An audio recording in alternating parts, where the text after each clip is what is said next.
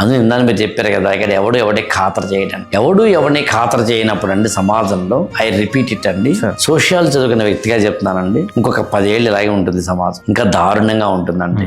ఇంకా ఓవర్ బలుపులు ఉంటాయండి, over confidence ఉంటాయి, మనిషిని గౌరవించుకోకపోవడం ఉంటుంది. అలాంటి దశలోంచి, కుళ్ళు కంపు కొట్టిన దశలోంచి సమాజం మళ్ళీ తను మార్చుకొని, ఇక్కడ ఒక చిన్న ఉదాహరణ చెప్తాను. వెస్టర్న్ కల్చర్ లో అక్కడ మీకు ఎలా ఉంటుందంటే, ఒక వ్యక్తి ఇంకొక వ్యక్తిని గౌరవిస్తాడండి, వ్యవస్థల్ని గౌరవిస్తాడండి, ట్రాఫిక్ సిగ్నల్స్ పాటిస్తారు, క్యూ సిస్టమ్ పాటిస్తారు, ఒకళ్ళు ఇంకొకరిని టచ్ చేయరు, స్మైలింగ్ ఫేస్ తో ఉంటారు, గ్రీటింగ్ ఉంటుంది, కమ్యూనిటీ క్లీన్నెస్ ఉంటుంది, కమ్యూనిటీని రెస్పెక్ట్ చేయడం ఉంటుంది, ఒక వ్యక్తిని ఇంకొక వ్యక్తిని రెస్పెక్ట్ చేసుకోవడం ఉంటుంది.